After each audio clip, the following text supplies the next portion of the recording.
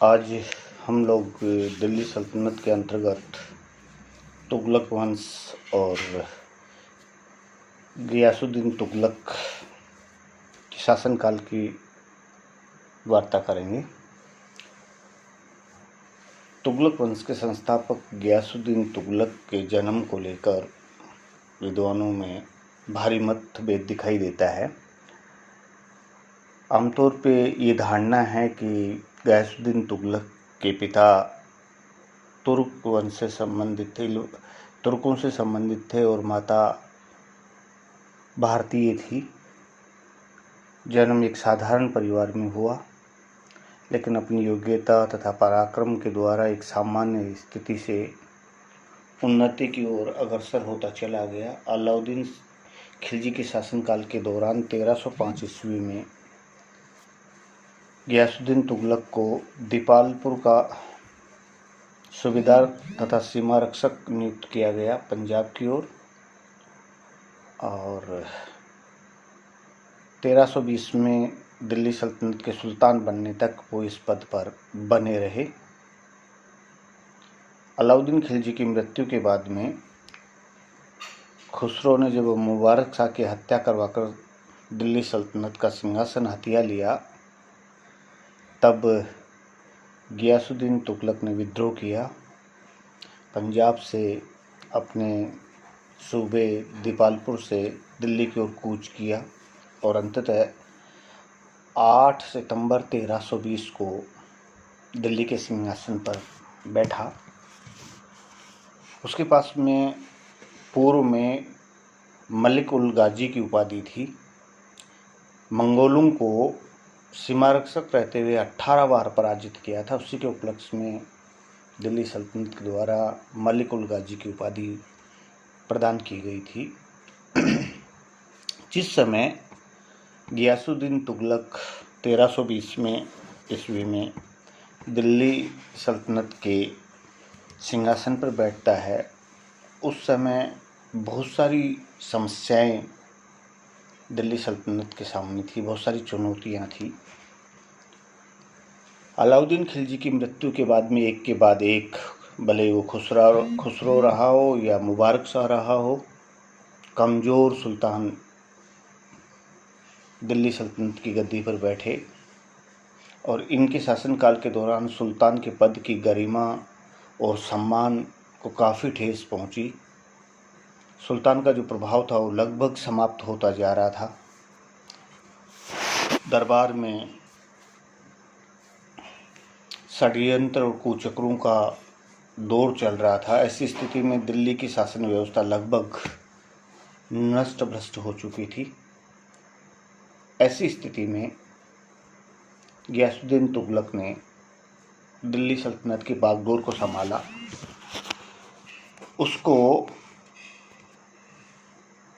उसने वो दौर भी देखा कि खुसरो और मुबारक शाह ने सरदारों और नागरिकों का समर्थन प्राप्त करने के लिए शाही खजाने से खूब धन लुटाया,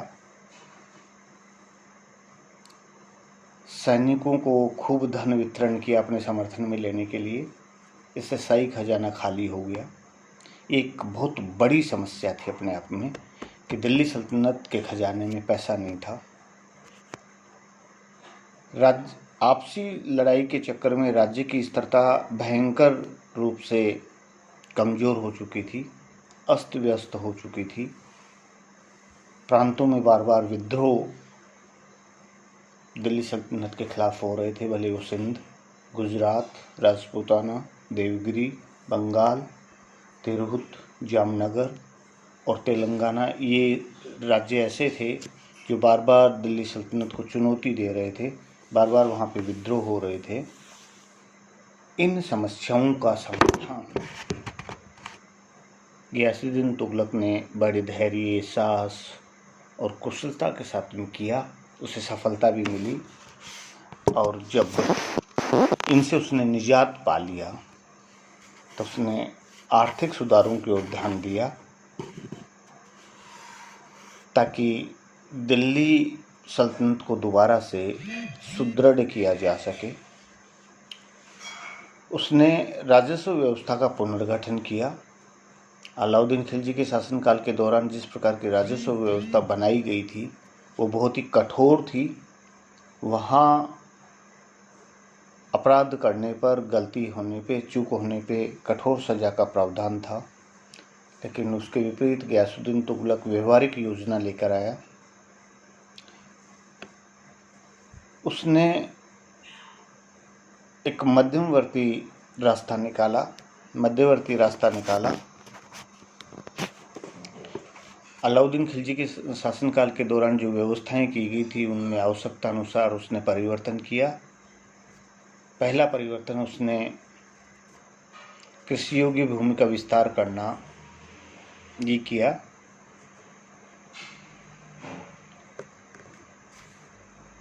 प्राकृतिक संकट के समय भूमि कर में छूट किसानों को देना प्रारंभ किया। उसका ये मानना था कि अगर व्यक्ति संपन्न होंगे तो विद्रोह की स्थिति पैदा करेंगे, और जब व्यक्तियों के पास में इतना ही संसाधन होंगे कि उनका काम ही चल सके तो ऐसी स्थिति में राज्य में शांति रहेगी। उस नीति को उसने अपनाया। वो मानता था कि अमीरी जो है वो विद्रोह का कारण है, जड़ है।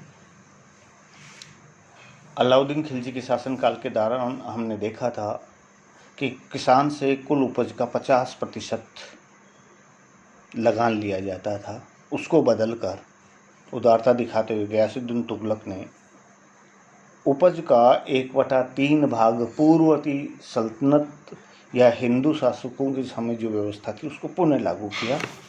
अब उपज का 1/3 भाग लगान के रूप में, राजस्व के रूप में वसूल किया जाने लगा। प्रत्येक इक्ता में अर्थात प्रांत में राजस्व बढ़ोतरी का एक नियम बनाया गया कि एक बार में उपज का 1/10 या 1/11वां भाग ही आय वृद्धि की जाएगी। इससे ज़्यादा कर में वृद्धि नहीं की जाएगी। अलाउद्दीन खिलजी ने भूमि की पैमाइश की व्यवस्था की थी और इस व्यवस्था को फिजूल मानते हुए गयासुद्दीन तुगलक ने बंद कर दिया था और उसकी जगह लगान लेने के लिए बटाई प्रथा लागू की, जिसको गल्ला बख्शी भी कहा जाता है। अब बटाई व्यवस्था को लागू किया गया। अलाउद्दीन खिलजी के शासनकाल के दौरान हम देखते हैं कि भ्रष्टाचार मिटाने के लिए जो राजस्व अधिकारी थे उनके विशेषाधिकार समाप्त कर दिए थे। अर्थात उनको वेतन के रूप में जो भूमि दी जाती थी, पूर्ववर्ती सुल्तानों के द्वारा उस पर टैक्स नहीं लिया जाता था। अलाउद्दीन खिलजी ने उस पर टैक्स लगा दिया था, इनाम और इल्म की जो भूमि थी उसके ऊपर। दूसरा, वसूली के नियम भी कड़े कर दिए गए थे और राजस्व अधिकारियों के जो अधिकार थे उनको सीमित कर दिया गया था, उनको पाबंद कर दिया गया था। अब गयासुद्दीन तुगलक ने राजस्व अधिकारियों के खेतों और चारागाहों को भी कर मुक्त कर दिया था। राजस्व अधिकारियों के प्रति उदारता का व्यवहार अपनाया गया, भले ही चाहे वो कारकुन हो, आमिल हों, सभी अधिकारियों के लिए। गयासुद्दीन तुगलक के शासनकाल के दौरान किसानों, स्थानीय हिंदू राजस्व अधिकारियों और सरकारी राजस्व कर्मचारियों को संतुष्ट और सुखी बनाने का काम किया गया।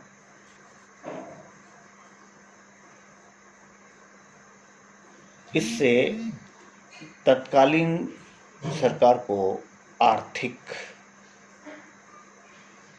वृद्धि का आधार मिला और सुल्तान को इस व्यवस्था में पूर्ण सफलता भी मिली।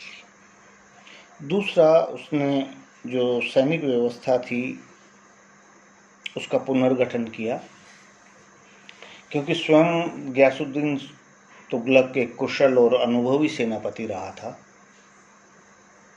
और सुल्तान बनने के बाद उसने इस बात को प्राथमिकता दी कि सेना को शक्तिशाली बनाया जाए और सैनिकों को और सेना के पदाधिकारियों को संतुष्ट रखा जाए, उसका मूल उद्देश्य था कि सैनिक पदाधिकारियों और सैनिकों को आर्थिक दृष्टि से संतुष्ट रखा जाए। इसके लिए उसने अपने राज्य में व्यवस्था की कि सैनिकों को नियमित वेतन देना, अनुशासन उनमें बनाए रखना, भ्रष्टाचार को समाप्त करना, यहाँ तक कि अलाउद्दीन खिलजी के द्वारा जो व्यवस्था लाई गई थी, घोड़ों को दागना, सैनिकों को का हुलिया दर्ज करना, इस व्यवस्था को गियासुद्दीन तुगलक के द्वारा कड़ाई से पालन करवाया गया, कठोरता से उसका पालन हुआ और वो अपने शासनकाल के दौरान सेना को शक्तिशाली बनाने में सफल हुआ।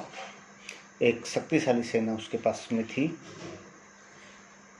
गियासुद्दीन के द्वारा बहुत सारे कार्य किए गए जो जनहित में थे, जनभलाई के लिए थे, जैसे सड़कों को ठीक करवाना,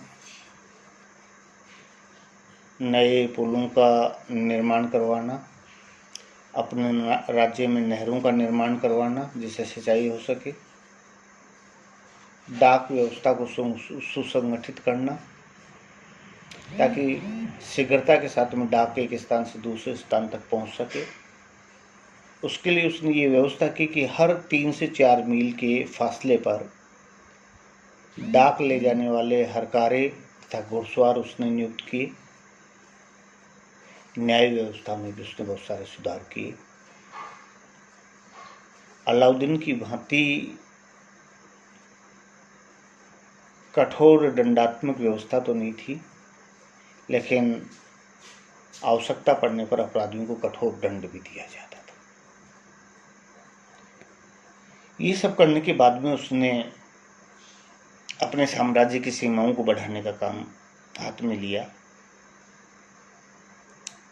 अलाउद्दीन खिलजी के शासनकाल के दौरान जिन राज्यों को जीतकर दिल्ली सल्तनत में मिलाया गया था और जब दिल्ली सल्तनत की बागडोर ढीली पड़ गई, अव्यवस्था का दौर आया, तो बहुत सारे राज्यों ने अपने आप को दिल्ली से अलग कर लिया था, अपने आप को स्वतंत्र घोषित कर दिया था। ऐसे राज्यों को पुनः दिल्ली सल्तनत में शामिल करना और सुदूर दक्षिण के राज्यों को दिल्ली सल्तनत का अंग बनाना, क्योंकि यहाँ हम चर्चा करेंगे अलाउद्दीन खिलजी की नीति थी कि दूर के जो राज्य थे उनको पराजित करके उनसे कर वसूल किया जाता था। गियासुद्दीन तुगलक ने उनको अपने राज्य में मिलाने का काम किया। सबसे पहला आक्रमण दक्षिण में वारंगल पर किया गया 1321 में और 1323 में अपने पुत्र जूना खां, जिसको उलग खां की उपाधि दी गई थी, उसके नेतृत्व में एक शाही सेना भेजी गई और 1323 में वारंगल को जीतकर उसका नाम सुल्तानपुर रखा गया और उसको दिल्ली सल्तनत में मिला लिया गया। उसी के साथ में उसी समय वापसी में माबर पर आक्रमण किया गया। 1323 में पांडे राज्य पर आक्रमण किया गया। जाजनगर उड़ीसा पर आक्रमण किया गया, वहाँ से बहुत सारा धन और हाथी वसूल किए गए और फिर दिल्ली की शाही सेनाएं वापस लौट आई। गियासुद्दीन के शासनकाल के दौरान 1324 में मंगोल आक्रमण भारतीय उत्तरी पश्चिमी सीमा पर आक्रमण हुआ। शेर मुगल के नेतृत्व में मंगोलों ने भारतीय सीमा में घुसने का प्रयास किया। गियासुद्दीन के नायब वजीर ने उनको पराजित करके बहुत सारे मंगोलों को बंदी बना लिया। उसके बाद में गियासुद्दीन तुगलक के शासनकाल के दौरान कोई भी मंगोल आक्रमण भारत पर नहीं हुआ। इसके बाद बंगाल की तरफ रुख किया गया। हम देखते हैं कि बलबन के पुत्र बुगरा खां ने अपने पुत्र को दिल्ली सल्तनत की सत्ता सौंप के स्वयं को बंगाल तक सीमित कर लिया था। 1322 में बुगरा खां के वंशज शमसुद्दीन फिरोज शाह की मृत्यु हो गई उसके 3 पुत्र थे जो गद्दी के लिए आपस में संघर्षरत थे। ऐसी स्थिति में एक पुत्र नासिरुद्दीन ने गियासुद्दीन तुगलक से सहायता मांगी। सुल्तान ने गियासुद्दीन तुगलक को सहायता देने का भरोसा दिलाया और लखनौती के ऊपर आक्रमण किया। लखनौती उस समय बंगाल की राजधानी होती थी। नासिरुद्दीन को वहाँ का शासक बनाया गया, नियुक्त किया गया और उसने गियासुद्दीन तुगलक की अधीनता स्वीकार कर ली। एक लंबे समय के बाद में बंगाल दिल्ली सल्तनत के क्षेत्राधिकार में आया। वापसी में लौटते वक्त तिरहुत पे आक्रमण किया गया, मिथिला के क्षेत्र पे आक्रमण किया गया। वहाँ के शासक को पराजित करते हुए उसको दिल्ली सल्तनत का अंग बनाया गया। जिस समय बंगाल विजय के बाद में गियासुद्दीन तुगलक दिल्ली की तरफ आ रहा था तो उसके पुत्र जूना खां, जिसको उलग खां भी कहा जाता है, आगे चलकर जिसको मोहम्मद बिन तुगलक कहा जाता है, उलग खां ने दिल्ली से कुछ मील की दूरी पर सुल्तान और अपने पिता के स्वागत में अफगानपुर में एक लकड़ी का महल बनवाया। वहाँ गियासुद्दीन तुगलक का स्वागत किया जाना था। कहते हैं कि स्वागत करने के बाद में उनको भोजन कराया गया और वहीं आराम करने के लिए कहा गया, लेकिन लकड़ी का महल ढह गया और सुल्तान की मृत्यु हो गई। बर्नी इस बारे में सूचना नहीं देता कि ये घटना आकस्मिक थी या षड्यंत्र का एक हिस्सा थी, लेकिन इसामी और इबन बतूता उलग खां को दोषी ठहराते हैं कि उसने षड्यंत्र रच के गियासुद्दीन तुगलक की हत्या के लिए सारा षड्यंत्र रचा। डॉक्टर ईश्वरी प्रसाद और उलजले हैग भी इस बात को मान्यता देते हैं, लेकिन डॉक्टर मेहंदी हुसैन उलग खां को दोषी नहीं मानते हैं। आज भी ये रहस्य बना हुआ है कि गियासुद्दीन तुगलक किसी षड्यंत्र का शिकार हुआ या आकस्मिक वो घटना थी, लेकिन दिल्ली पहुंचने से पहले ही अफगानपुर में गियासुद्दीन तुगलक की मृत्यु हो गई 1325 में। हम अगर गियासुद्दीन तुगलक का मूल्यांकन करें तो इसमें कोई दो राय नहीं है। एक अनुभवी, एक कुशल सेनानायक और एक कुशल प्रशासक था। हालांकि उसको शासन करने का बहुत कम समय मिला, 1320 से 1325 के मध्य उसने शासन किया, लेकिन अपनी योग्यता और निष्ठा के बल पर वह उच्च शिखर तक पहुंचा। व्यक्तिगत रूप से दयालु और उदार हृदय वाला व्यक्ति था, धर्मपरायण था, ईश्वर से डरने वाला व्यक्ति था। वह सुल्तान उन सभी दोषों से मुक्त था जो मध्यकालीन सुल्तानों में सामान्यतः दोष पाए जाते हैं। शासन व्यवस्था का पुनर्गठन उसने करने में उसने मध्यम मार्ग को अपनाया, जिसमें उसकी दृढ़ता और उदारता का समावेश था। हम पूर्व में चर्चा कर चुके हैं लंबी स्थिति। उसने अपने शासनकाल के दौरान उच्च पदों पर केवल योग्य व्यक्तियों को नियुक्त किया, चापलूसी करने वालों को और अयोग्य व्यक्तियों को उसने फटकने नहीं दिया। अपने शासनकाल के दौरान उसने प्रशासन में जो भ्रष्टाचार था उसको समाप्त करने का प्रयास किया, सफलता भी मिली। वो जनता के प्रति उदार और त्यागी था। उसने अपने राजस्व पदाधिकारियों को विशेषाधिकार दिए, उनके भत्ते पुणे स्थापित किए, उनको वो सुविधाएं दी जो अलाउद्दीन खिलजी से पूर्ववर्ती शासकों के शासनकाल के दौरान मिलती थी। तो उसके साथ साथ में कृषि भूमि का विस्तार भी किया। किसानों को संतुष्ट करने के लिए कुल उपज का जो 50% लगान लिया जाता था उसको घटाकर उपज का 1/3 भाग लगान के रूप में वसूल करना प्रारंभ किया। उसके सैन्य संगठन की अगर बात की जाए तो उसने अलाउद्दीन खिलजी की भांति सैनिकों का हुलिया दर्ज करना, घोड़ों को दागना, इस व्यवस्था को दृढ़ता के साथ मिला। हाँ, उसने हमेशा सैनिकों के हितों का ध्यान रखा, सैनिकों को आर्थिक दृष्टि से संतुष्ट करने का प्रयास किया। उसने पुलिस तथा न्याय व्यवस्था का पुनर्गठन किया। कहते हैं कि उसके शासनकाल में जितने भी रास्ते थे, मार्ग थे, वो चोर लुटेरों से सुरक्षित थे। उसके राज्य में चारों ओर शांति का दौर था। ये उसकी सबसे बड़ी सफलता थी। हम ये कह सकते हैं कि उसके शासनकाल के दौरान चहुमुखी विकास हुआ। भले ही गियासुद्दीन तुगलक का शासनकाल बहुत अल्प रहा होगा, 5-6 वर्ष कोई बड़ी बात नहीं है, लेकिन उन 5-6 वर्षों में उसने वो कार्य करके दिखाए जो उसको महान शासक खड़ा करते हैं। धन्यवाद।